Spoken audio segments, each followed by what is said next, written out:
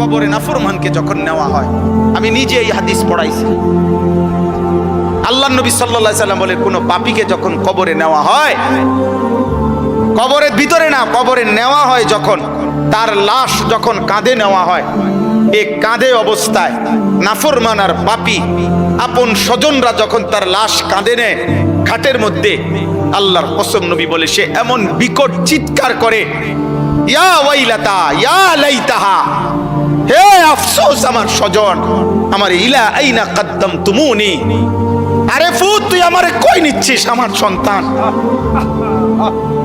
আমার ভাই তুই আমারে কান্দে নিয়ে ওদিকে নিচ্ছিস কেন, মনে আমারে মাইরা ফেলবে তো, আমারে কবরে দিস না রে আব্বা, আমারে কবরে দিস না, আমারে তো ফেরেশতা মাইরা ফেলবে, আমারে তো শেষ করে ফেলবে, আমারে দিস না। এইভাবে স্বজন নিজের স্বজন ডাকে যে, কারণ আপন জনরাই তো লাশ কাঁধে নেয়, আপন জনদেরকে ডাক দে, আব্বা এটা করিস না, আব্বা আমারে নিস না ওইদিকে। আল্লাহর নবী বলেন পৃথিবীর সমস্ত মানুষ যদি একসাথে শুনতো, এক মাঠে দাঁড়াইয়া একত্রে, খোদার কসম নবী বলছে আদম থেকে ইসরাফিলের ফু পর্যন্ত সমস্ত মানুষ যদি এক মাঠে থেকে একবার জীবনে এই পাপীর চিৎকার একবার শুনতো, আল্লাহর নবী বলেন লা সাইকা, তাহলে সমস্ত মানুষ একসাথে চিৎকার দিয়া বেহুশ হয়ে যেত।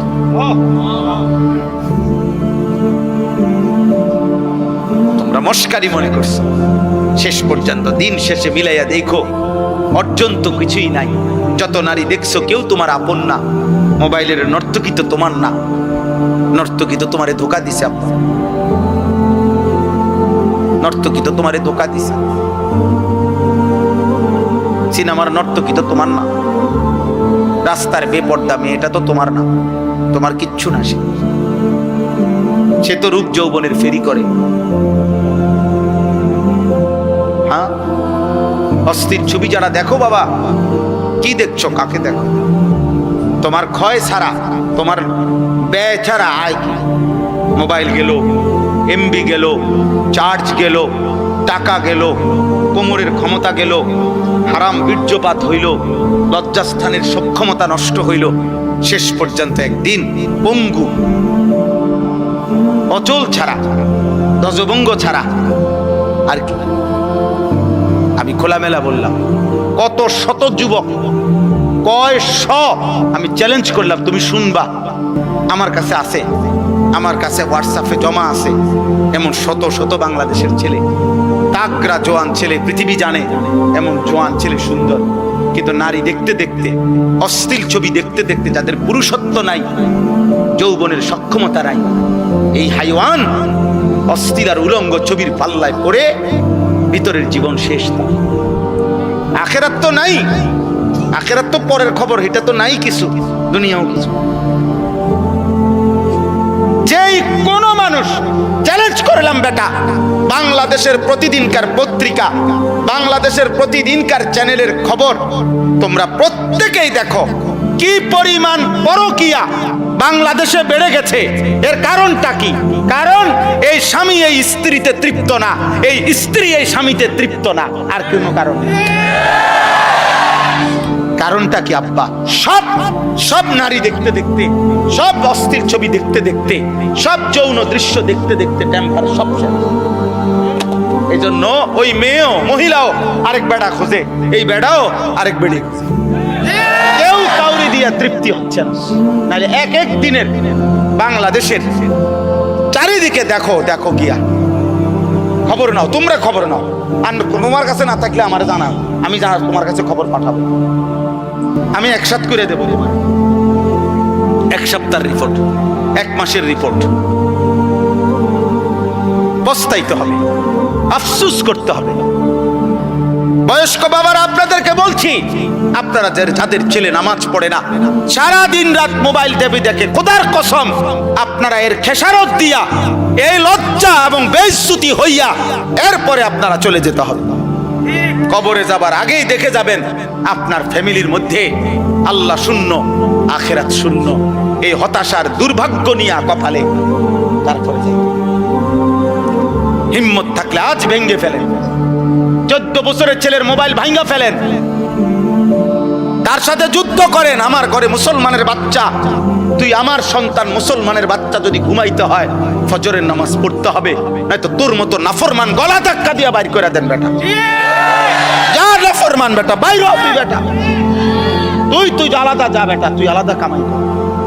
তোর মতো বেঈমান আমি খাওয়াইতে হবে কেন? তুই তো আল্লাহর দুশমন। সেদিন এক অভিভাবক কাইন্দা দিছে, একজন অভিভাবক আমার কাছে আইসা বলছে, হুজুর আশ্চর্য, আপনার সর্বোচ্চ 12 থেকে 13 বছর হবে, আপন ঘর থেকে 2 লক্ষ টাকা চুরি করে নিয়ে গেছে গা, নিয়া 60টা মোবাইল কিনেছে।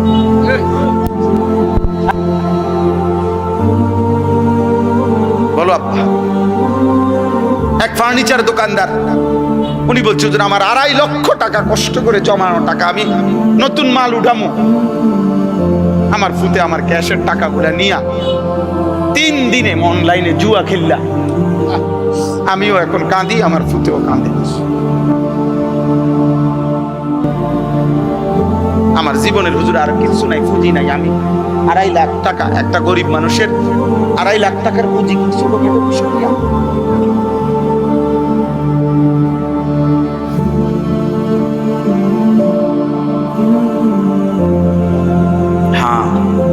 এজন্য আব্বা একদিন অভাবে পড়বে না, বারবার অভাব মনে করাই দিছে। আল্লাহ আবার দয়া করছে, আবার দয়া করে, আবার দয়া করে, আবার ছাড় দেয়, আবার ছাড় দেয়, আবার ছাড় দেয়, আবার ছাড় দেয়। শুধু একটা মাত্র বিষয়, তেল একটু ঘাটতি, জনজীবনের কি অবস্থা, মানুষের উপার্জনের কি অবস্থা বলে? কত মানুষের উপার্জন, আমি তো প্রায় বলছি যে কত ভাবছি। ঢাকা শহরে হাজার হাজার ছেলে এখন ইদানিং কালে যারা মোটরসাইকেল দিয়া উপার্জন করে প্রতিদিন, মানে মোটরসাইকেল দিয়ে তাদের কামাই, হ্যাঁ ওভার পাঠাও এগুলা দিয়া, তাইলে এই ছেলেগুলোর ফ্যামিলি চলে, বউ বাচ্চা চলে। অনেকে আশা ভরসা করে শহরে বাসা লইছে, ছোট্ট বউ বাচ্চা নিয়ে চলতেছে, এই ছোট ইনকামটা দিয়া মার মুখে হাসি ফুটে। তাহলে এরা যদি 15 দিন তেল না পায়, তার ফ্যামিলি চলবে কি? আর আমাদের ছেলে পেলেদের চেহারা দেখলে বোঝা যায় অসভ্য, এমন অসভ্য যে পৃথিবীতে দুর্ভিক্ষ আসুক, মহামারী আসুক, আমার উপরে যদি আসমানও ভাঙ্গা পড়ে হুজুর, আমি আমার নারী নর্তকী মোবাইল ছবি দেখা থেকে 1 সুতা নড়ব না। আল্লাহরে বলেন আপনারা হুজুররা যদি বলিয়া আল্লাহরে আমগো মাথার উপরেও যদি আযাব দেয়, আমি আল্লাহরে সেজদা দেব না, দেবই না। আপনি আরো কইলো দিতাম, আমি নামাজ পড়তাম না। সাফ কথা। এই হলো তোমাদের অধিকাংশ ছেলে কলিজার ভিতরে তোমরা এমন শক্ত অবস্থান নিয়ে নিচ্ছ, মানে আল্লাহর সাথে, যে আল্লাহকে চ্যালেঞ্জ ঘোষণা করে দিলা আর কি, যে আপনারে দেখায় দেব, সেজদা আপনাকে দেব না। আপনি কি করতে পারেন?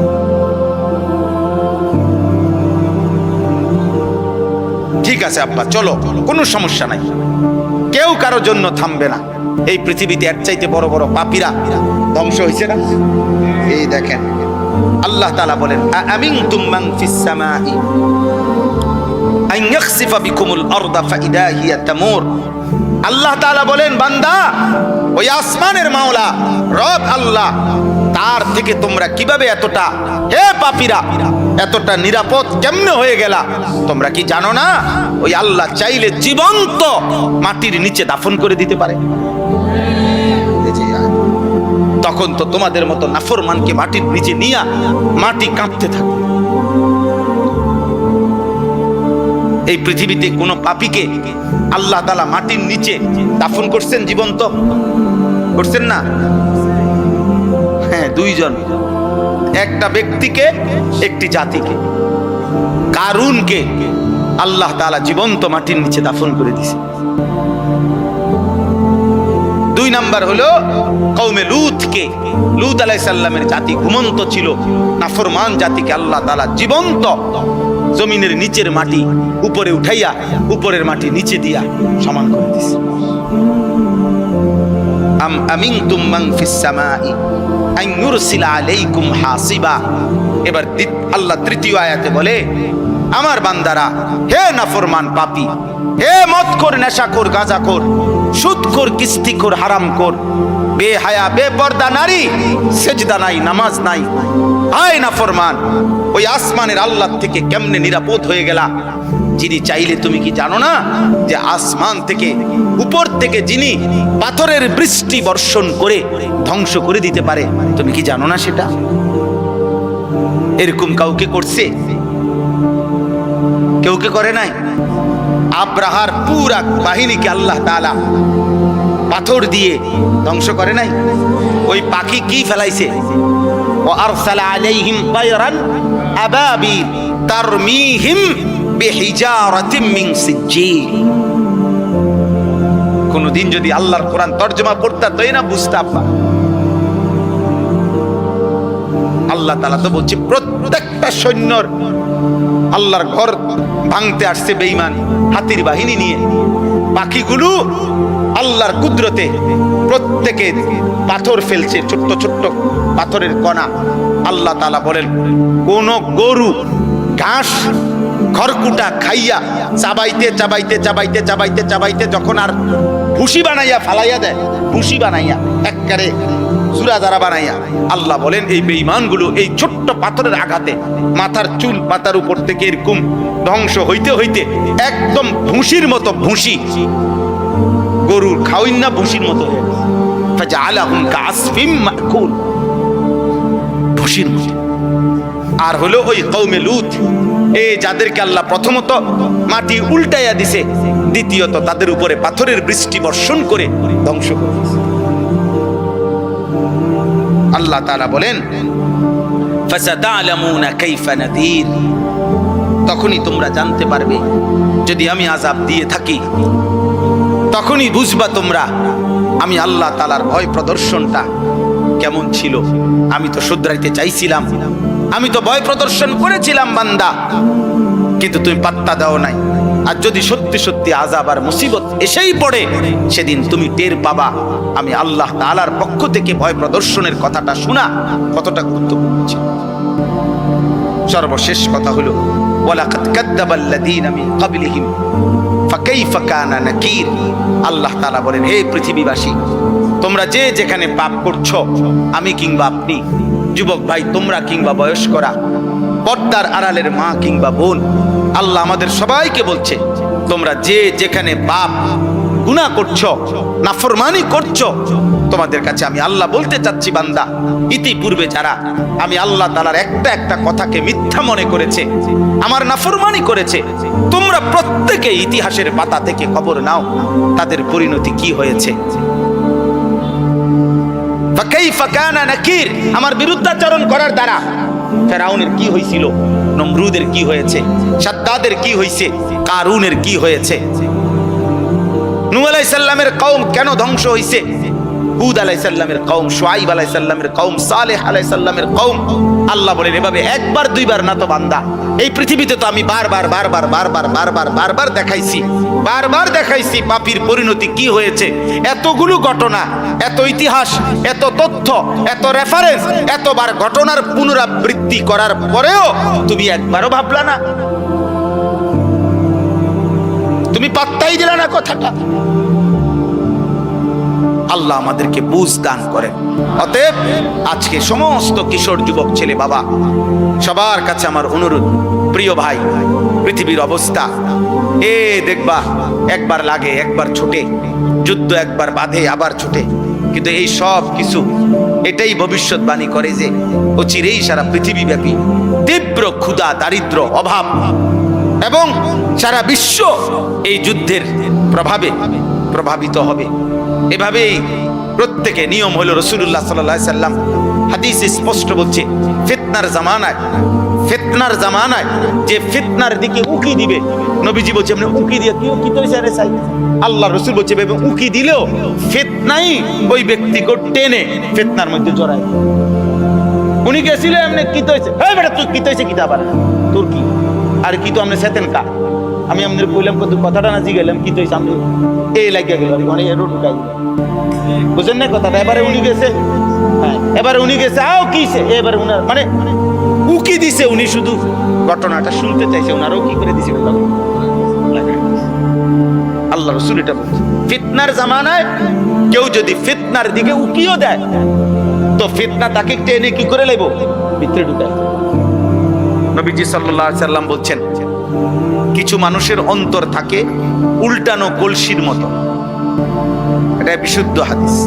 উল্টানো কলস এবং উল্টা কলসির উল্টা পাতে উল্টা অংশে একে তো উল্টাইয়া রাখছে, আবার আলকাতরা দিয়া মাইখা দিছে, যাতে এক ফোঁটা পানিও, এই দেখেন এখানে এটা এই 1-2 ফোঁটা পানি আছে, একটু আগে পানি পড়লো যে, এটা হলো এই কাগজটা শোষা একটু নরম এই জন্য, কিন্তু এটা আলকাতরা মাখানো থাকলে এক ফোঁটা পানিও এটার মধ্যে জমে না, অনেক লাগে ওর। তো আল্লাহ নবী সাল্লাল্লাহু আলাইহি ওয়াসাল্লাম বলেন, কিছু নাফরমানের দিল এমন যে দিলটা উল্টানো আলকাতরা মিশ্রিত কলসির মতো। লা ইয়ারিফু মারুফান ওয়ালা ইউনকিরু মুনকার, এই শব্দটা বলছে নবীজি। ওই দিল এত নাফরমান, এত বদনসিব, কোন নেক কাজই তার কাছে নেক কাজ মনে হয় না, কোন গুনাই গুনাহ মনে হয় না, কি বলে কি কয় তার কোনো হিসাব নেই, কোনটা আদেশ কোনটা নিষেধ, এই যে একটা পার্থক্য আলাদা বুঝা, যে এটা আমার জন্য আল্লাহর হুকুম, এটা আমার জন্য আল্লাহ তাআলার নিষেধ, এই বুঝটুকু আর বুঝে না। সে চলতেছে, খাইতেছে, ঘুমাইতেছে, পেশাব পায়খানা করতেছে, লজ্জাস্থানের চাহিদা পূরণ হইতেছে, এবার এটা হালাল ভাবে না হারাম ভাবে, বৈধ না অবৈধ, এই পার্থক্যের কোনো দরকার না। যেমনে আসুক, টাকা হইলে হইছে, কষ্ট করছি, পরিশ্রম করা টাকা, ঠিক আছে, এটাও নিল, সুদের টাকা এটাও নিল, কিস্তির টাকা এটাও নিল, মিছা কথা কইও কতদূর নিছে, ওজনে কম দিয়েও কতটুকু নিছে, সব মিলাইয়া 10 লাখ, সব মিলাইয়া 1 লাখ, সব মিলাইয়া ভালো মন্দ পেশাব পায়খানা মিল্লা, পাক নাফাক হালাল হারাম মিলে 10,000 টাকা। এই যে এই মানুষগুলো, এরা বদনসিব, দুর্ভাগা, যার কাছে সব একরকম, মাকেও দেখে, বোনকেও দেখে, স্ত্রীকেও দেখে, এদেরকে দেখা হালাল, আবার মোবাইলে টেলিভিশনের নর্তকীও দেখে, অশ্লীল ছবিও দেখে, উলঙ্গ নারীও দেখে, বেহায়া নারীও দেখে, এই দুইটাই তার কাছে বরাবর। হালাল হারামের আলাদা কোনো পার্থক্য নাই, যখন যেটা সামনে পাইছে এটাই দেখছে, যাই পাইলাম তাই নিলাম, যাই পাইলাম তাই খাইলাম, যাই পাইলাম তাই ভোগ করলাম। দুনিয়া মানে ভোগ করছি, জীবন মানে উপভোগ, জীবন মানে আব্দুস শাহওয়াত, লজ্জাস্থানের গোলাম। কিছু নাফরমান আছে যার জীবনটা হলো সে মূলত আসলে লজ্জাস্থানের গোলাম, অর্থাৎ তার লজ্জাস্থানের যত চাহিদা এটা পূরণের জন্যই তার জিন্দেগির সারাদিনের আয়োজন।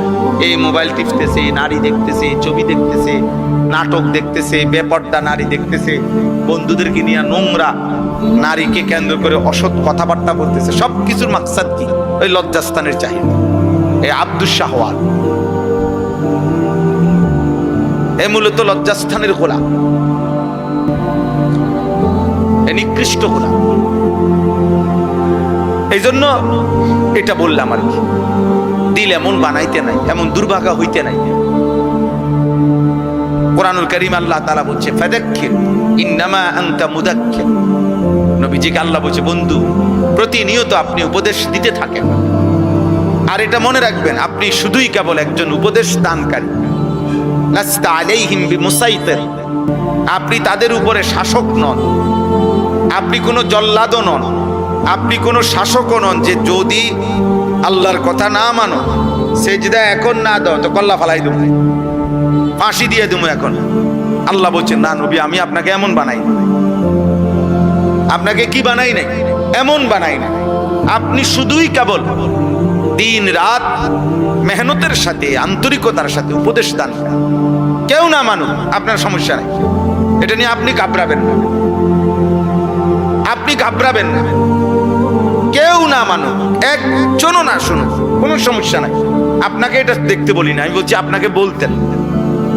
আপনাকে বলছি উপদেশ দিতে, কে কি হবে না হবে, কদ্দুর কি পরিবর্তন হবে সেটা আমি দেখব। ইন আলাইকা ইল্লাল বালাগ, কোরআন শরীফের আয়াত। আল্লাহ বলছে নবী আপনার দায়িত্ব আর কিছুই নয়, শুধুই শতভাগ আমানতদারির সাথে পৌঁছানো।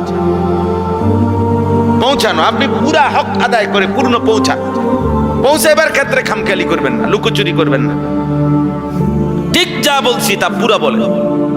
ইয়া আইয়ুহার রাসূল বাল্লিগ মা উনজিলা ইলাইকা মির রাব্বিক, হে আমার রাসূল আপনার রবের পক্ষ থেকে যা কিছু নাজিল হয়েছে তা পূর্ণ, মা উনজিলা, যা কিছু নাজিল হয়েছে সব আপনি পৌঁছায় দেন। আল্লাহ তাআলা বলছেন বন্ধু বিষয়টা আমি দেখব, ইমানদার হবে কে হবে না কে। কাউকে আপনি 30 বছর বললেও ইমান আনবে না, কাউরে একবার বললেও ইমান আনবে, এটা আমার ফয়সালা। আবু তালেব নবীজি সাল্লাল্লাহু আলাইহি সাল্লামের খেদমত করছে। আবু তালেব নবীজির চাচা, 38 বছর, 38 বছর একটা, কিন্তু ইমান জোটে নাই, মালিকের ফয়সালা ছিল। আবু বকর সিদ্দিক রাদিয়াল্লাহু তাআলা আনহুকে শুধু একবার নবীজি বলছে, প্রথমবার বলাতেই উনি কালেমা পড়ে মুসলমান হয়েছে, দ্বিতীয়বার বলে নাই, আর একবারই বলছে, একবারই সই, একবারই তিনি ঈমানদার হয়েছে। তাহলে ফয়সালা আসলে কার? কেউ 38 বছর খেদমত করলো নবীজির, আল্লাহ ঈমান দিল না, আর ওই আরেকজন তরবারি নিয়ে যাইতেছে, হত্যা করবে নবীকে, আল্লাহ বলছে আমি এর ঈমান দিব। আরে কি কর, ওমরকে কেন ঈমান দিলেন? ওমর কি তখন যাচ্ছিলেন নবী সাল্লাল্লাহু আলাইহি সাল্লামকে হত্যা করার জন্য না? তো আল্লাহর ইচ্ছা হইছে, তাহলে এই অবস্থায় বুঝি ঈমান দেয়। আর ওই বেটা এত খেদমত করে ঈমান পাইল না, বিষয়টা কি? সব আল্লাহর ফয়সালা। এজন্য আমরা ঘাবড়াই না, যখন যেটুক সুযোগ পাই বলতে চেষ্টা করি। বলার উদ্দেশ্য এটাই, এ জনপ্রিয়তা দিয়ে বা কি করবো, জনপ্রিয়তা না থাকলেই বা কি সমস্যা। আমি আজকে আলহামদুলিল্লাহ মনে করেন আল্লাহর দয়ায় 22 বছর হয় ওয়াজের বয়ান করি, আল্লাহর রহমত। তো আমি তো 22 বছর ধরে এই এত পরিচিতি ছিল না, বুঝেন নাই কথাটা? আজ থেকে 20 বছর আগে যারা ওয়াজ শুনছে তা আমার নামও জানে না, তা আমি তো এই সময় ওয়াজ করছি। তো আমি তো ওই সময় ভাত তরকারি খাইছি, 3 বেলায় খানা খাইতাম। আগেও আমি 3 বেলায় ভাত খাইতাম, সকালে নাস্তা করতাম, দুপুরে ভাত খাইতাম, রাত্রেও ভাত খাই, এখন এইভাবে খাই, বুঝছে? আগেও খাটে ঘুমাইতাম, তাইলে কিচ্ছু আসে যায় না। এই জন্য দোস্ত এটা জরুরি যে আল্লাহর কথা মনোযোগ দিয়ে শোনা, আখিরাতের কথা মনে পড়া, কবরের কথা মনে পড়া, জাহান্নামের কথা মনে পড়া। আহা, এই দিল যদি মনে পড়ে, আল্লাহ তাআলা বলছেন এই সূরার মধ্যে, কুল হুয়াল্লাযী আনশাআকুম, সূরা মুলক যে সূরা আমি পড়ছি, আল্লাহ তাআলা বলেন, হে নবী বলেন আল্লাহই তোমাদেরকে সৃষ্টি করেছেন। ওয়াজআলা লাকুমুস সামআ ওয়াল আবসারা ওয়াল আফইদা, তোমাদের কান, তোমাদের চোখ এবং তোমাদের দিল আল্লাহই দিয়েছেন, আল্লাহই দিয়েছেন। জীবনের সবচেয়ে বেশি অর্জন হয় তোমাদের এই 3 জিনিস দ্বারা। অসংখ্য জিনিস তোমরা শিখতে পারো, জানতে পারো, বুঝতে পারো কান দিয়ে শুনে। কোটি কোটি জিনিস, অগণিত জিনিস তোমরা এই চোখ দিয়ে দেখে বুঝতে পারছো। আর এই অন্তরে তোমাদের হাজার হাজার কোটি কোটি ভাবনা, পরিকল্পনা, প্ল্যান তোমাদের এই অন্তরের মধ্যে আছে। এটা দিয়ে তোমরা প্রস্তুতি নিচ্ছ, বুদ্ধি খাটাইতেছ, প্ল্যান প্রোগ্রাম করতেছ, সব দিলে দিলে ধীরে ধীরে আমাদের জবানের চাইতে বেশি কথা আমাদের দিলে আছে, ঠিক না? আমরা বলি না যে বেটা সব বলতে পারি নাই, অনেক কথাই বুকে জমা আছে, অনেক কথাই, অনেক ঝড় তুফান। ওই কোটা আন্দোলনের সময়, বৈষম্য আন্দোলনের সময়, আমাদের এই যে 24-এর আন্দোলনের সময় একটা স্লোগান ছিল এরকম, বুকের ভিতর অনেক ঝড়, বুক পেতেছি গুলি কর। তার মানে আমাদের অনেক ব্যথা আছে কলিজা। ওই ছেলেরা এটা বুঝাইতে চায় আমরা দীর্ঘদিন যাবৎ বৈষম্যের শিকার, জুলুমের শিকার। আর এই মজলুমরা সব একত্র হওয়াতে জালেম ভাগতে হয়েছে। হ্যাঁ, বাস্তব এটাই সহজ হিসাব। অনেক মজলুম একসাথে হয়ে গেছে, ফলে জালেম চলে যেতে হয়েছে। এটাই বাস্তব। এই প্রতিবারই ইতিহাস এভাবে ঘুরে ঘুরে আসে। যখনই জালেম সীমা লঙ্ঘন করে, মজলুমের আহাজারিতে জালেম ধ্বংস হয়েছে। সময় নেয় আর কি, কখনো কারো জন্য 20 বছর, কারো জন্য 200 বছর, কারো বেলায় 40 বছর, কারো বেলায় 400 বছর সময় নেয়। এতটুকু সময়ের ব্যবধান হয়, কিন্তু জুলুমের ধ্বংসই হয়। জুলুমের কি হয়? পাপী লজ্জিতই হয়, নাফরমান ঘৃণিতই হয়। সময়ে ব্যবধান হয়। আজকে হয়তো তোমার ব্যাপারে কেউ টের পায় না, বাকি টের পাবে। তোমার অসভ্যতা, চরিত্রহীনতা টের পাবে। অফিকা উয়ুবুন ওয়ালিন্নাসি আয়ুন। আরবি ভাষার একটা প্রবাদে, আরবি ভাষায় বলে, তোমারও দোষ আছে, মানুষেরও চোখ আছে। বলে যে মনে রাখো, তোমারও দোষ আছে, মানুষেরও কি আছে। হ্যাঁ, মানুষ ঠিকই দেখে, মানুষ ঠিকই মন্তব্য করে, মানুষ যা বুঝার সব বুঝে। কে বেয়াদব কে মুআদ্দাব সবই বুঝে। মানুষ জুনায়েদ বাগদাদির সুর কয় না, সুরের জুনায়েদ বাগদাদি কয় না। তাহলে কাজে তুমি লম্পট নারী দেখবা, ছবি দেখবা, মোবাইলে অস্থির দৃশ্য দেখবা, আর মানুষ তোমাকে ভদ্র বলবে না। মানুষ কি চিরা খায় নাকি? মানুষ কি 3 বেলা চিরা খায় নাকি? মানুষ বুঝবে না। অতএব এটা জরুরি ভাই, সবার কাছে বলছি, জীবনটা সুন্দর করা। আমি তারা উড়ার জন্য চেষ্টা করি। মাওলানা সাহেব আরো কি বলতে চাইছে, হয়তো আর একটু কিছু বলবে আমার কথা, আমি এই জন্য বলতেও দেই না, হাত দিয়ে থামাই দিছি। বাকি কোরআনুল কালাম তেলাওয়াত তো শোনা দরকার। এই জন্য আবার কোরআন তেলাওয়াতের সময় উনি মাইক দিতে চাইছে, ওনারা আবার দমক দিছে যে ভাই তো কোরআনুল কারীম তেলাওয়াত এত অনেক দাম। উনি যদি 1 ঘন্টাও তেলাওয়াত করে, ওটার দাম বেশি।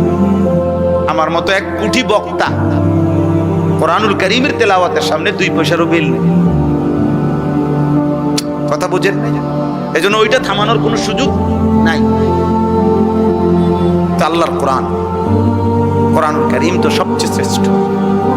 নবী সাল্লাল্লাহু আলাইহি সাল্লাম এক সাহাবীকে বলছেন, হযরত উসাইদ ইবনে হুযায়র রাদিয়াল্লাহু তাআলা, ওনাকে বলছেন নবীজি, ওয়ালাউ ক্বারা'তা লা আসবাহতা ইয়ারাহান নাস।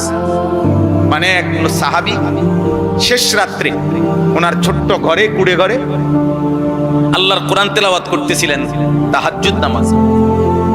তো কোটি কোটি ফেরেশতা ওনার ঘরের উঠানে, এরকম উঠানের মধ্যে পুরা উঠানটা আলোকিত করে অন্ধকারকে ফেরেশতারা নামছে আসছে আল্লাহর কোরআন শুনতে। তো উনি ওনার ঘোড়াটাকে বাইরে নিয়ে বাং দিতে গেছে, গিয়া দেখে ওনার উঠানটা আলোয় আলোকিত, চারিদিকে অন্যান্য সব জায়গায় অন্ধকার, কিন্তু ওনার উঠান যেটুকু, এটুকু আলো আর আলো, অগণিত আলো। সকালবেলা তিনি নবীজির কাছে বলছি, ইয়া রাসূলুল্লাহ, গভীর রাতে আমি আল্লাহর কোরআন পড়তেছিলাম, তো এরই মধ্যে আমার ঘোড়াটা নড়াচড়া করছিল। আমি এই জন্য ঘোড়াটা তেলাওয়াত বন্ধ করে বাইরে ঘোড়াটা বান দিয়ে আসতে গেছি। বাইরে বান্ধে আসতে ঘর থেকে দেখি আমার উঠানটা আলোয় আলোয় ভরপুর অবস্থায় ছিল। এই তখন নবীজি কথাটা বলছেন, ওয়ালাউ ক্বারা'তা লা আসবাহতা ইয়ারাহান নাস। হায় সাহাবী, কি করলে? তুমি থামলা কেন? আহা, যদি তুমি আজকের ভোর পর্যন্ত, আলো উঠা পর্যন্ত আল্লাহর কোরআন তেলাওয়াত করতা, তাইলে কোটি কোটি তিলকাল মালাইকাতু, তারা ফেরেশতা ছিল, তারা তোমার কোরআনুল কারীম শুনতেছিল। আমরা সবাই, তুমি যদি তেলাওয়াত চালু রাখতা, আমরাও সবাই এই কোটি কোটি ফেরেশতা দেখতে পেতাম, সব মানুষ দেখতে পেত। ইয়ারাহান নাস, লোকেরা দেখতে পেত আজকে সকালে যে জমিনের এক মাখলুক আল্লাহর বান্দা কোরআন পড়ছে আর আসমানের ফেরেশতারা শুনতেছে। যে ঘরে কোরআনুল কারীম তেলাওয়াত হয়, আল্লাহর নবী সাল্লাল্লাহু আলাইহি সাল্লাম বলছে, শয়তান সেখান থেকে তৎক্ষণাৎ দূরে সরে যায়। কেন এত গুনাহ হয়? কোরআনুল কারীম তেলাওয়াত নাই যে। মা বাবা ছেলে মেয়ে নাতি দাদি কারো জবানে তো আল্লাহর কোরআন। এই জন্য ঘরের মধ্যে সবার চেহারা সুরত শুধু শুধু ফাঁকি ঝুঁকি, পাপের চিহ্ন। প্রত্যেকে প্রত্যেকের সুবিধা মতো গুনাহ করে। বাপে বাপের সমবয়সীদের সাথে গুনাহ করে, মা মার সমবয়সীদের সাথে গুনাহ করে, জিয়ে জিয়ের সমবয়সীদের সাথে গুনাহ করে, ফুতে ফুতের সমবয়সীদের সাথে। প্রত্যেকেই যার যার গ্রুপ বাছাই করে নিয়েছে, যার যে সমবয়সী নিয়া গুনাহ করে। বুড়া মিয়া আরো 5-6 জন বুড়া লইয়া এই যে বিড়ি খাইতেছে, অনেক ওনার তালে আছে। মহিলা পাশের ঘরের 3-4 ঘরের ভাবিদেরকে নিয়ে বেহুদা গল্প করতেছে, বেহুদা কাহিনী বলতেছে, একটা 3 পিসের ঘটনা কইতেছে, এটা সবাই শুনতেছে, এটার উপরে আবার কথা বলতেছে। আহা, অথচ প্রত্যেকের গায়ে জামা আছে, প্রত্যেকেরই এগুলো আছে, বেহুদা বলতেছে। অথচ আল্লাহ নবী সাল্লাল্লাহু আলাইহি সাল্লাম বলেছেন, লা তাজআলু বুয়ুতাকুম মাকাবির, তোমরা তোমাদের ঘরগুলো কবরস্থান বানাইও না, কবরস্থান বানিয়ে ফেলো না। ফা ইন্না শাইতানা ইয়ানফুরু মিনাল বাইতিল্লাযী তুকরাউ ফীহি সূরাতুল বাকারা, যেই ঘরে সূরা বাকারা তেলাওয়াত করা হয়, নবীজি বলেন তৎক্ষণাৎ ওই ঘর থেকে শয়তান দূরে সরে যায়। কোরআনুল কারীম তেলাওয়াত করলে শয়তান সরে যায়। আব্বা, তোমাদের অনেক ছেলে আছো মাশাআল্লাহ, সবার কাছে বলি, যতক্ষণ পর্যন্ত আল্লাহ না চিনবা, রসুল না চিনবা, আল্লাহর কোরআন ধরতে না পারবা, ততক্ষণ জিন্দেগি সুন্দর হবে না, সুন্দর হবে না। এই সারাক্ষণই মন চাইবে, যতই বলি কাফের মুশরিকদেরটাই ভাল লাগবে, কারণ তুমি তো ঈমান আমল হওয়ার জন্য যা পাথেও আপনি তো সেটা গ্রহণই করেন।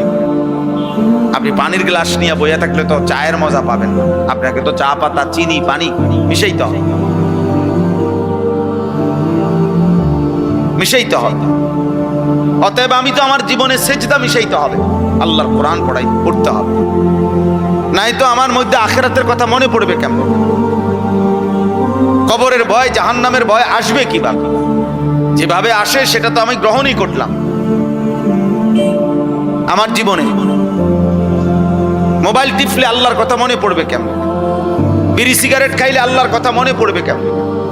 কথায় কথায় গালিগালাজ করলে আল্লাহর কথা মনে পড়বে কেমন? সুদ কিস্তি হারামের উপরে থাকলে আল্লাহর কথা মনে পড়বে কিভাবে? আব্বা বলেন, জওয়ান ভাই বলেন, বুড়ো ভাই বলেন, পর্দার আড়ালের মা বোন বলেন, আখিরাতের কথা মনে পড়বে কিভাবে? আল্লাহ তো কোরআন এই জন্য বলছে, সায়াযাক্কারু মান ইয়াখশা, যার কলিজায় আল্লাহর ভয় আছে। আপনি বললে, নবীজিকে বলছে, আপনি বললে সে উপদেশ গ্রহণ করবে। ওয়া ইয়াতাজান্নাবুল আশকা, আর যে বদনসিব, যার দিলের মধ্যে আল্লাহ আখিরাত পরকাল বলতে কিছুই নাই, তো আল্লাহ তাআলা বলেন আপনি যতই বলেন সে দূরে সরবে। আমি এতটুকু কথা প্রথম মনে করাইলাম, আমাদের প্রত্যেকের আন্তরিকতা থাকা দরকার। এই ওয়াজ না শুধু, সব সময় আল্লাহর কথার প্রতি, কোরআনের প্রতি মনোযোগ না থাকলে, আগ্রহ না থাকলে, দিল না থাকলে দোস্ত হবে না। ইন্না ফি যালিকা লাযিকরা লিমান কানা লাহু কলবুন আও আলকাস সামআ ওয়া হুয়া শাহীদ। আল্লাহ তাআলা বলে, নিশ্চয়ই এই কোরআনের মধ্যে তার জন্য উপদেশ রয়েছে যে 3 জিনিস একত্র করে, অন্তর, কান এবং চোখ। শাহীদ মানে উপস্থিত, যে সশরীরে উপস্থিত, তো উপস্থিত মানে যে 4 চোখ খোলা সামনে। আল্লাহ তাআলা বলেন দিল মানে অন্তর, কান এবং চোখ, এই 3 জিনিস যে একত্র করবে আমার কোরআন, তার জন্য উপদেশ আছে, তার জন্য উপদেশ আছে। কোরআনুল কারীম, কোরআন সুন্নাহর ইলম আমরা ছোটবেলায় মাদ্রাসায় পড়ছি, জু গায়রাতিন, খুব আত্মসম্মানওয়ালা, হয়তো বাংলা অঙ্ক ইংরেজি বইয়ের মতো না পড়া। কোরআন সুন্নাহর ইলম জানতেন কারো কাছে ধরা দেয় না, জানতেন কারো কাছে ধরা দেয়। লা ইউতিকা বা'দাহু হাত্তা তু'তিয়াহু কুল্লাক। আমরা ছোটবেলায় এটা আরবি ভাষার গুরুত্বপূর্ণ কিতাবের কথা, যে তুমি যদি কোরআন সুন্নাহর ইলমের জন্য নিজেকে পুরা সঁপে দাও, উৎসর্গ করে দাও, বিলীন করে দাও, তাহলে ইলম তোমাকে কিছু দেবে, কোরআন সুন্নাহ কিছুটা ধরা দিবে, নিজেকে পুরা সঁপে দিবে। এই আমি এখন একটা ছোট্ট মাদ্রাসায় এশার নামাজ পড়ছি, ঢুকছি, একটা ছোট্ট একটু কথা বলছি 5 মিনিট এশার নামাজ পড়তে গিয়ে, তো এই করে এটাই বলছি শুধু এক কথা, যে আব্বা আশা আজীবন দোয়া করবা আল্লাহ যেন তোমারে মৃত্যু পর্যন্ত কোরআন সুন্নাহর ইলমের রাস্তায় রাখে। এক পড়লাম, পড়াইলাম, শিখলাম, শিখাইলাম, এমনি যেন চলে। কারণ ইলমের এই রাস্তায় মৃত্যু পর্যন্ত কেউ যদি থাকে, খোদার কসম নবীজি বলছে মৃত্যু হবে, জান্নাত শুরু হবে। যে পথ ইলমের, কোরআন সুন্নাহর, ওই পথ জান্নাতের। ভিন্ন রাস্তা বদলাইতে হবে, এক রাস্তা, এক রাস্তা। আমি এই জন্য অনেক সময় বললাম যে মাদ্রাসা ভিত্তি দিয়েই জান্নাতের রাস্তা, জান্নাতের রাস্তা কোরআন দিয়া, মাদ্রাসার ভিতরে দিয়া, বাজারের ভিতরে দিয়া না, চা দোকানের ভিতরে দিয়া না, কোরআন সুন্নাহর যেখানে চর্চা হয় ওর ভিতরে দিয়েই কি জান্নাতের রাস্তা। এই পথেই জান্নাত, যে পথে আল্লাহ, যে পথে রাসূল, যে পথে সুন্নাহ, যে পথে কোরআন, এই পথেই জান্নাত। এজন্য দোস্ত, সহজ কথা আমরা সবাই বলি, স্পষ্ট মনে রাখি, আমরা যারা মাদ্রাসায় পড়ছি আমাদের তো গন্তব্য আখিরাত। এই জন্য আমরা এখানের হিসাব কিতাব মিলাই না। দুনিয়া আমাগরে মূল্যায়ন করে না করে নাই, আমাদের সামাজিক মর্যাদা আছে না নাই, আমাদেরকে জেনারেল শিক্ষিতরা সম্মান করে না করে না, আমাদেরকে সরকার মূল্যায়ন করছে না করে নাই, আন্তর্জাতিক বিশ্ব আমাদেরকে মূল্যায়ন করে না না করে, কিচ্ছু না। আমি তো আমার অর্জন জ্ঞান আমি এই জন্য নেই নাই তো আব্বা, আমি নিছি আখিরাতের জন্য। তো আমি এনে থাইমা গেলে তো হবে না। এই জন্য হাদিসের মধ্যে আছে, নবীজি সাল্লাল্লাহু আলাইহি সাল্লাম দোয়া করতেন, আল্লাহুম্মা লা তাজআলিদ দুনিয়া আকবারা হাম্মিনা, আল্লাহ আমারে এমন বানাইয়েন না যে দুনিয়াই আমার প্রধান একমাত্র পেরেশানি, আমার দুনিয়া নিয়া, এরকম আমার জীবন বানাইয়েন না। ওয়ালা মাবলাগা ইলমিনা, আল্লাহ আমার জ্ঞানের শিখার চূড়ান্ত প্রাপ্তি শুধু দুনিয়া এমন বানাইয়েন না। ওয়ালা গায়াতা রাগাবাতিনা, আল্লাহ আমার জীবনের স্বপ্ন, ইচ্ছা, আকাঙ্ক্ষা, পরিকল্পনা, আশা সবকিছুই শুধু দুনিয়া সাজানো এরম বানায়েন। নবীজি দোয়া করলেন, আল্লাহ আমি যেন এখানে থেমে না যাই, আমি তো থামবো আখিরাতে, আমি তো থামবো আল্লাহর সামনে, আমি তো থামবো মিজানের সামনে, আমি তো থামবো ফুলসিরাতের সামনে, আমার চূড়ান্ত থামবো জান্নাতে। কোথায়? জান্নাত। এজন্য একজনই বুঝে, একজনকেই বললাম।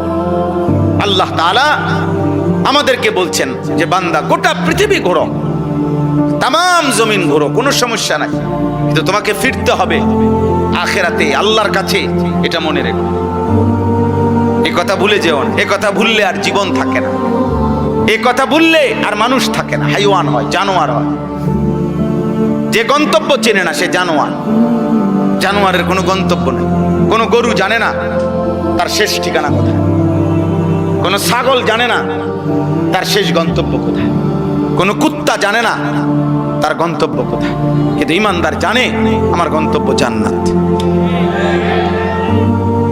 এজন্য যে গন্তব্য চেনে না, এক দিক দিয়া খায়, আরেক দিক দিয়া পায়খানা করে, এক দিক দিয়া নারীর অশ্লীল ছবি দেখে, আরেক দিক দিয়া লজ্জাস্থানের চাহিদা পূরণ করে, এই যে জন্তু জানোয়ারের আখলাক, এটা তো মানুষের জীবন না। এজন্য আমাকে ফিরতে হবে আল্লাহর কাছে, এই কথাটাই আল্লাহ এখানে বলছে। সূরা মুলক 29 নম্বর পারা, 67 নম্বর সূরা, অনেক ফজিলতপূর্ণ একটি সূরা কোরআনুল কারীমের। এই সূরার মধ্যে মোট 30টা আয়াত আছে। এখান থেকে মাঝখান দিয়া 15 নম্বর আয়াত থেকে আমি পড়ছি। আল্লাহ তাআলা বলেন, হুয়াল্লাযী জাআলা লাকুমুল আরদা যালুলান, বান্দা শোনো, আমি আল্লাহ এই গোটা পৃথিবীর সবটা জমিন মাটি আমি আল্লাহই তোমাদের অধীন ব্যবহারের উপযোগী আমি করে দিয়েছি। এই জমিন, এই মাটি আমনে কোনছে, আমরা যদি জিজ্ঞাসা করি যে আপনি তো বলবেন যে এটা প্লাস্টিক দিয়ে বানাইছে, এটা কাগজ দিয়ে বানাইছে, এটা যন্ত্রাংশ দিয়ে বানাইছে, কিন্তু মাটি কি দিয়ে বানাইছে? তো মাটি সব বলে মাটি দিয়া হয়েছে, তো মাটি বানাইছে কি দিয়া? এটা তো কোনো আল্লাহ বলেন ঠিক যা উপাদান দিয়ে আমার প্রতিটা বান্দা ইসরাফিলের ফু পর্যন্ত এই মাটি ব্যবহার করতে পারবে, ওই রকম যোগ্যতা গুণাগুণ উপাদান দিয়েই আমি আল্লাহ মাটিকে বানাইছি। এমন বানাই নাই যে পানি বানায় ফেলছি তাইলে মাটি থাকবে কই। এমন নরম বানাই নাই যে পাও যদি বারবার ফোমের মতো ডাইবা যায় তাইলে আমার বান্দার ভারসাম্য থাকবে কিভাবে। আবার এমন শক্ত পাথরের মতো বানাই নাই তাহলে আমার বান্দার জন্য ফল ফসল খাদ্য জমিন থেকে উৎপন্ন হবে কিভাবে। আমার বান্দার ঘর দুয়ারের খুঁটি মাটির নিচে কিভাবে পুঁতবে, গাড়বে কিভাবে। আল্লাহ বলেন অতএব তার যাবতীয় প্রয়োজন পূরণ হবে যেই গুণাগুণ থাকলে মাটিতে, যেই যোগ্যতা থাকলে ওই রকম গুণাগুণ যোগ্যতা ওই রকম বৈশিষ্ট্য দিয়েই আমি আল্লাহ মাটিকে জমিনকে তোমাদের অধীনস্থ করে দিয়েছি। যালুলান ফামশু ফি মানাকিবিহা। আমার বান্দা, এই যে আমি কিন্তু শেষ করে ফেলুম এখনই ওয়াজ, কাজে যারা শুনতেছেন মনোযোগ দিয়ে শুনেন। আল্লাহ তাআলা বলতেছেন অতএব হে আমার বান্দা, জমিন পুরাটা কিন্তু আমি তোমাদের অধীন করেছি। আজ এই জমিনে কি সুন্দর বসতে পারছো। আলাম নাজআলিল আরদা মিহাদা, আল্লাহ বলে বলো না বান্দা, এই জমিন আমি কি বিছানা বানাই নাই? এই যে মাটির বিছানা আমরা এখন কতটা সুন্দর ভাবে এতগুলো মানুষ বসতে পারছি। এটা যদি খাট দিয়া সিস্টেম করণ লাগতো অনেক পেরেশানি হইল। এটা যদি সবার জন্য চেয়ার দিয়া সিস্টেম করতে হইতো অনেক ব্যয়বহুল হইল। ব্যয়বহুল হবে না? এতগুলো মানুষের জন্য যদি চেয়ার দিতে হয় অনেক খরচ বেশি হবে কিনা? সবার জন্য খাট চকি যদি দিতে হয় ব্যয়বহুল হবে কিনা? আল্লাহ বলেন এমন সুন্দর মাটি বিছানা করে দিয়েছি যে তোমরা আরামসে সবাই বসতে পারছো। এমন সুন্দর জমিন, যে জমিনে প্রতিবার ফসল উঠবার পরে আবার চাষ করলে নতুন ফসলের নতুন উৎপন্ন হওয়ার উপযোগী করে দিচ্ছি, সব আমি করছি। বা ফামশু ফি মানাকিবিহা, অতএব তুমি আমার এই জমিনের, আমার এই পৃথিবীর, আমার এই মাটির যেখানে মন চায় সবটা তোমার জন্য দিলাম। তোমার যেই কোথাও মন চায় তুমি ভ্রমণ করো, তুমি হাঁটো, তুমি ঘোরাফেরা করো, তুমি চলাফেরা করো। তুমি দেশে থাকো, মন চাচ্ছে বিদেশ যাও, বিদেশে যাও। গ্রামে থাকো নয়তো শহরে থাকো, আপনজনের কাছে থাকো, অন্যের কাছে থাকো, যেখানেই যাও বান্দা কোনো অসুবিধা নাই, আমি নিষেধ করছি না। কারণ গোটা জমিন আমার, সবটা জমিন আমি তোমার জন্য দিলাম। ওয়াকুলু মির রিজকিহি, এবং আমি আল্লাহর দেওয়া রিজিক সব তোমাদের জন্য। এই আসমান, এই জমিন, এই চন্দ্র সূর্য গ্রহ নক্ষত্র, খাদ্য ফসল ফুল ফল, স্ত্রী সন্তান, জায়গা জমি, অর্থ রোজগার উপার্জন, এই সব কিছু রিজিক। সবকিছু, শুধু পাত্রে কি বলে না, রিজিক বলে। এক মানুষ দুনিয়ার হায়াতে আল্লাহর পক্ষ থেকে যা কিছু পাচ্ছে সব রিজিক। স্ত্রী এটাও রিজিক, ছেলে মেয়ে এটাও রিজিক, আলো বাতাস এটাও কি রিজিক। সব রিজিক আমাদের, মানে আমরা দুনিয়ার হায়াতে যা পাচ্ছি সব রিজিক।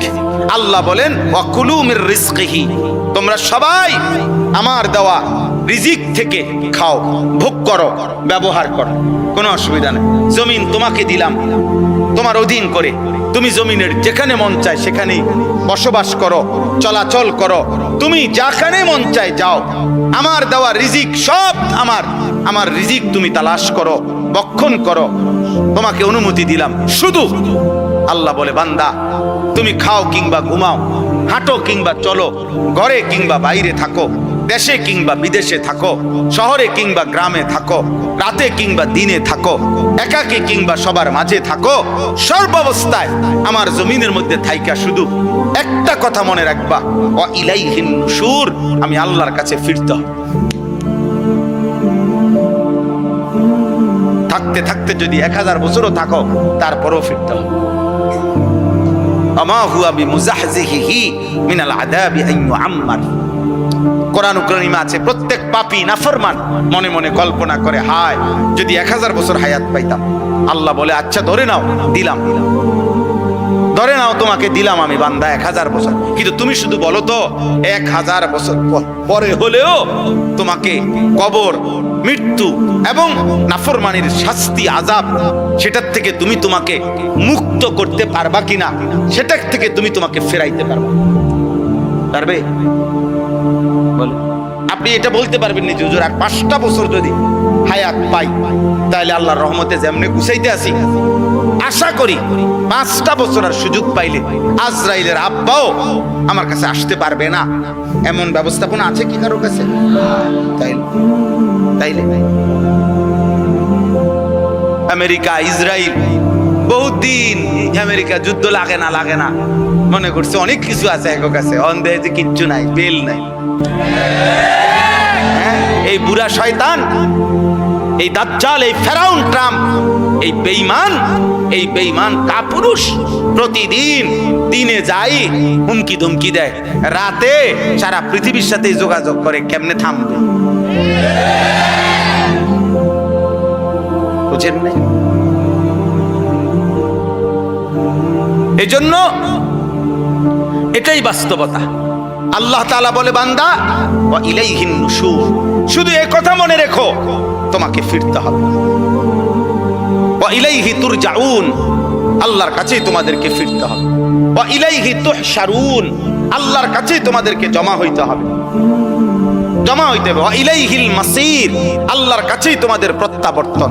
এভাবে বহু আয়াত আছে কোরআন, বহু আয়াত। আমরা ঘুম থেকে জাগলে দোয়া পড়ি, আলহামদুলিল্লাহিল্লাযী আহইয়ানা বাদামা আমাতানা ওয়া ইলাইহিন নুশুর।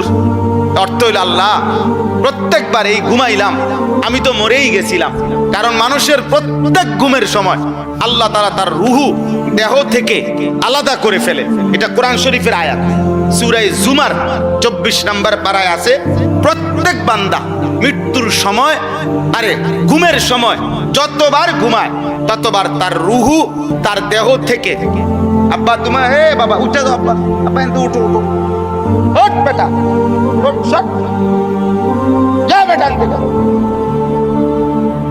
যাও দুজন যাও, তুমিও যাও, যাও এখান থেকে, ওঠো, বের হও বেটা। দেখেন মুসলমানের সন্তান কয় বছর বয়স? 80 বছর। তাইলে 8 থেকে 10 বছর বয়সী যেই সন্তানের হাতে 2টা বড় মোবাইল দিছে যেই অভিভাবক, ওই 2 অভিভাবক এরা 100 জালেম। যদি মা হয় ওই মা জালেম, যদি বাবা হয় ওই বাপ জালেম জালেম জালেম। এই জালেম সন্তান নষ্ট করে দিল। কোন মাদ্রাসা কোন সন্তান নষ্ট করে নাই, কোন মক্তব কোন সন্তান নষ্ট করে নাই, কোন মসজিদের ইমাম কোন সন্তান নষ্ট করে নাই, কোন মাদ্রাসার ওস্তাদ কোনদিন নষ্ট করে নাই।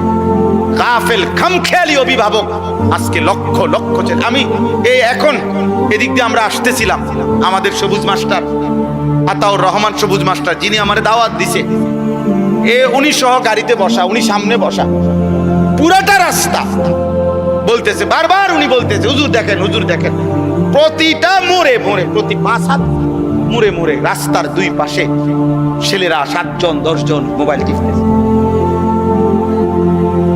আহা, কোথায় মা, কোথায় বাবা, কোথায় অভিভাবক, কোথায় আল্লাহ, কোথায় রসুল? কে বানাইলেন, কোত্থেকে আসলো, কোথায় যাবে? ঘুমাবে কার ঘরে গিয়া? মা কোথায়, বাবা কোথায়?